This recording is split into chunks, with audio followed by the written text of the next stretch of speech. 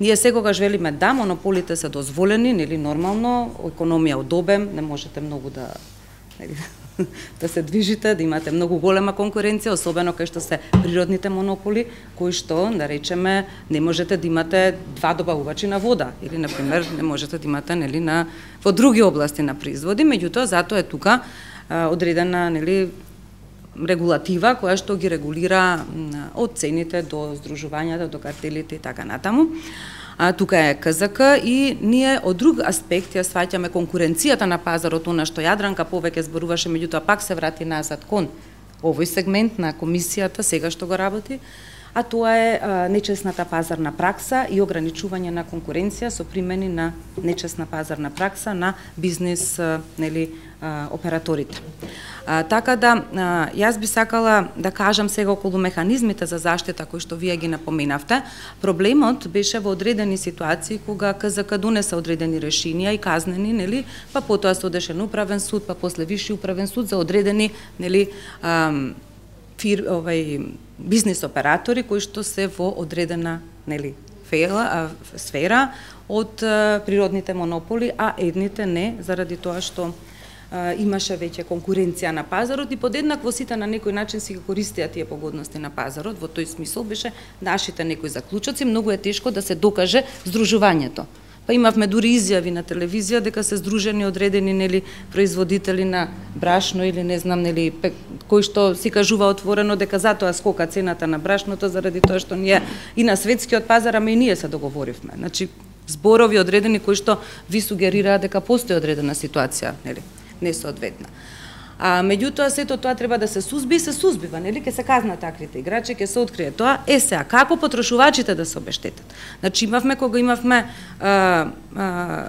Евана кога ги донесе нели манипулативните трошоци со 260 денари за кои што беа казнети. Меѓутоа потрошувачите како ќе се обештетат? Јас се заинтересирав, значи требаше ние како потрошувачка организација да преземеме груп екшн.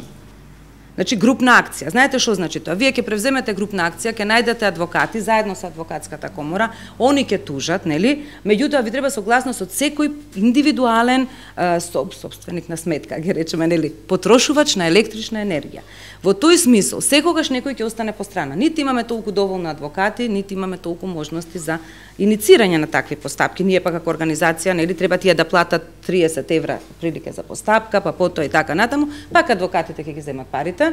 Арно ама еве инат, нели? Ние имаме само тој збор инат, па сега сакате да ви се вратат средствата на сметка. Разбрав некоја бројка дека самите се понудиле адвокатите, дека успеале да направат такви тужби. Арно ама пак остануваат луѓето по страна. Се обидовме со народниот правобранител да го решиме тоа спогодбено со CSR, нели? Добра деловна пракса, да фирмата која направила такво нешто спогодбено му ги врати на потрошувачот парите на сметката, да тој потоа му се намали сметката за еден месец. Тоа не се случи. Кај поштенските сандучиња кои што се уклучуваат, знаете, вие имавте тогаш изречена казнена санкција, прекршочна санкција, па потоа одеа на управен и на висши управен, тогаш врховен беше, не беше висши управен, али добро. Значи тоа е патот, нели, тешкиот пат од просјак до цар на потрошувачот, се уште кај нас, нели? И можеше да се заклучи дека потрошувачите индивидуално за тие средства нема да тужат. А обично се такви средства, тоа и во Франција се случува и во Европска унија, тие нема да тужат за 260 денари. Разбирате, тие не. А тоа во обем е огромна пара за компаниите. И сега тие пари тие ќе се ќутат додека некој не тужи индивидуално. А индивидуално треба да стигнете и до оние најдалечни области, рурални средини кај што истото им се случило и на тие луѓе. Значи многу тешко се доаѓа до правдата, да се разбереме.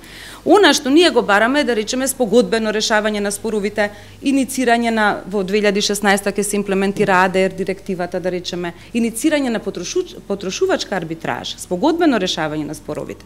Решавање на споровите во управна постапка преку пазарен државен инспекторат и другите инспекторати или решавање на споровите, да речеме, во судски постапки. Тоа е многу скапо за потрошувачите.